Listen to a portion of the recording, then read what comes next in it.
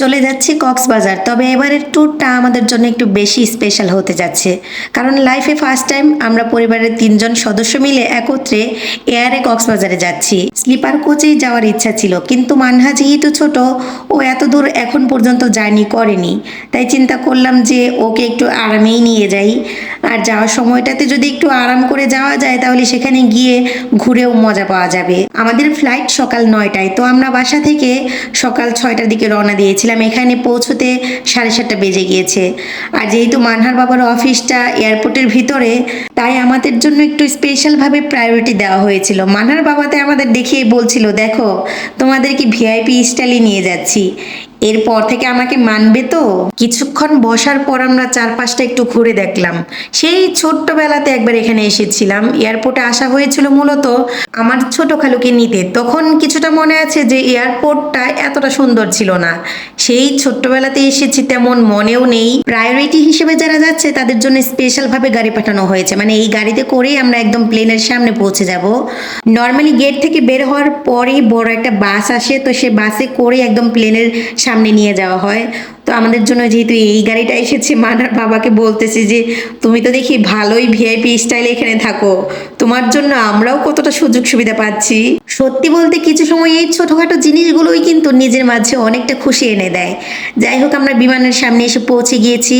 এখন বিমানে উঠে যাব। বিমানের টিকিটটা আমাদের আগে থেকেই বুক করা ছিল, কিন্তু সিটটা একটু এলোমেলো হয়ে গিয়েছে।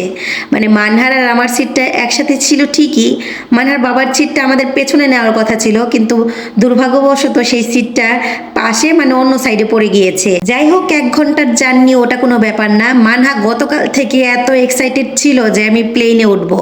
মানে ওর কথা হচ্ছে আমি কখনো প্লেনে উঠিনি, উঠে দেখবো যে আকাশ থেকে নিচটা দেখতে কেমন লাগে। কিন্তু উইন্ডো সিটটা আমার পড়েছে, ও পাশ থেকে কিছুই দেখতে পাইনি, যেহেতু সিট বেল্ট লাগানো ছিল। ওকে আমি উঠতেও দেইনি। আমি ভিডিও ফুটেজ নিয়েছি আর ওকে দেখিয়েছি যে দেখো ওপর থেকে বিল্ডিংগুলো কেমন দেখাচ্ছে। ভোরে আমরা বাসা থেকে কিছুই খেয়ে বের হইনি, এত সকালে কি আর খাওয়া যায়। মানহা পাখি যখন দেখলো যে এখানে এক বক্সে করে একটা স্যান্ডউইচ দেওয়া হয়েছে আর 1 বোতল পানি দেওয়া হয়েছে, সে খুব খুশি হয়েছে।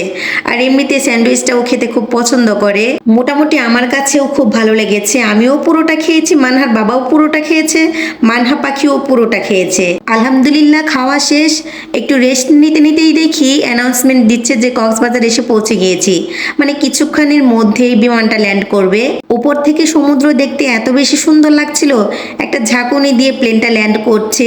মানা পাখি দেখি মোটেও ভয় পায়নি, এমনিতে একটা পিঁপড়া দেখলেও সে ভয় পায়, আজকে একটুও ভয় পায়নি। স্বাগত জানাচ্ছি।